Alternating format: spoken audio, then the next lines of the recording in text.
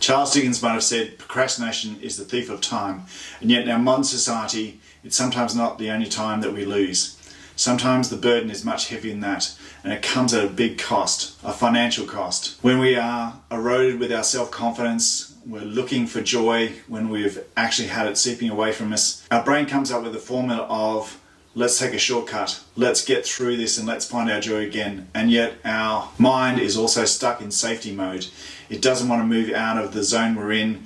It wants to look at the things that we're wanting to do but not step into them. Our brain comes up with this concept of jumping through the hoops, and jumps through those hoops by let's buy our way into our new hobby, a new pursuit. This will give us the spark of joy that we're looking for. This will make it all better. And yet our protective brain says, no, let's stay here, let's stay safe. These two things work against each other at opposite ends of the scale. One is where we're trying to stay safe, one is where we're trying to find our joy again. And the cost in the middle is in modern society where we hope to buy our way into the new hobby, the new joy that we can get into straight away. Let's look at how procrastination is actually costing you so much money and actually still robbing you of the joy and of time. So let me set up the scenario. You're watching someone on YouTube and you're thinking, wow, that is amazing. I want to get into that sport. I want to get into that adventure. And you're not quite sure if you can do it yet. So you think, oh, I don't want to be an outcast to my tribe. I want people to think that I've already have some knowledge. I don't want to look like a total beginner. And I want to skip that grind section where I have that beginner stage and I want to get through to the advanced. I want to see these guys that are doing it out there. I want to be there straight away. So the obvious way to try and short circuit that is by buying some stuff. And I'll buy a little bit more stuff and then I watch some other YouTube and that stuff looks even better. So what I end up doing is having packages arrive every single day, and yet I'm still not stepping out and doing the thing that I want to do, the thing that I want to try. I was too scared. I'm not ready.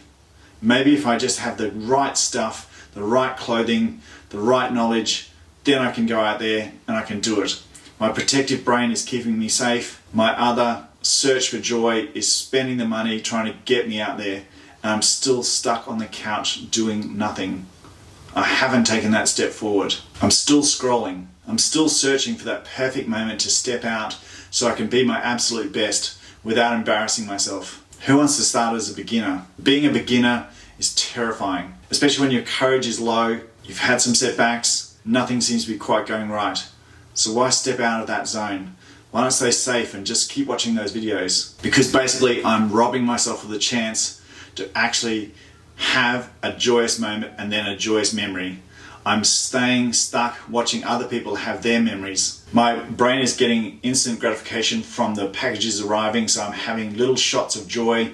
Why disrupt that? Why have a situation where I might get out there and I might embarrass myself? Why get out there and I might find I actually don't like it at all? If I stay here in my protective bubble, nothing's at a loss, except my bank account. My bank account keeps taking hit after hit after hit after hit, and then I'm starting to hide away from that. And my protective brain has changed from a want to a necessity, a need. In other words, I need these things to keep going. They're not a want anymore. A want is an optional thing. A necessity need is like your shelter and your food. It becomes something that you've decided that is absolutely entwined into the fact that you can keep going. And once the brain has done that switch, then you're constantly on this roller coaster of spending the money to try and find the joy, to try and step out of your comfort zone, and yet you're still here scrolling away, not taking that first step. So how do we change that? First big step is start where you are. That's the most important thing. Find a position, find a place to start where you are. Remembering the thing that you're looking to get into, if you connect with the right people, they're enthusiastic about that hobby, that joy.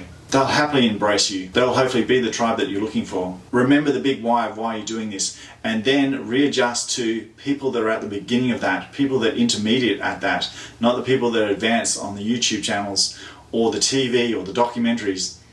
Start and find the people that are at their beginnings. Associate with those people. Then you have much more realistic expectations, and you also have the tribe that's going to encourage you, to find with you, to learn with you, to seek out that joy that you're looking to do. So the important thing is to realign who your group is and who you're comparing yourself to. Making sure that you're not trying to avoid the grind by actually just buying your way through it. There'll always be a grind section. There's always going to be a learning section. You can learn as much as you possibly can through courses, through videos. Eventually you've got to get your hands dirty and your feet have got to hit the pavement. And that actually can be the most rewarding part, going through that grind, getting to where you want to be, throwing off the shackles of your protective brain. So my name is Ben Netfield, I'm a leadership coach, and we're just looking at the fact that you don't have to be stuck with your protective brain. You can actually come out through that, change your protective brain away from a necessity need to a want again, because then the expectation is I'll start doing. The most important thing to switch into is doing. Do the simplest thing, the smallest thing, find a way in to the thing that you want to do, no matter how small that thing is. Then realign your expectations for that beginner person. Realign your expectations through the intermediate person. Leave the advanced things to watching on TV, but align yourself to the beginning person that is going to go through that grind to get through to that joy. And sometimes the grind, you'll find, is actually the most joyous part, because making it through there is the most self-satisfying thing you can do. Often in life we've lost that sense of courage because we've had so many knockbacks, we've had so many feelings where we just can't keep going and pick ourselves up. Your brain has been looking for that sense of joy, looking for that new hobby, that new excitement, that new adventure. Don't stay stuck on the couch scrolling. Take the next step forward. Stop buying, start doing. It's as simple as that sometimes. Find a way to get moving and get going. I wish you all the best with that. Let me know in the comments what your new hobby, what your new excitement, what your new adventure is, and how you first got going. And remind everyone else that sometimes it's that first beginning that can seem a struggle, but once you get through that first step, the excitement starts to build, the protective brain actually starts coming with you. Best of luck, remember to be kind, and the most important person to be kind with is yourself. Good luck, and I'll see you on the next video.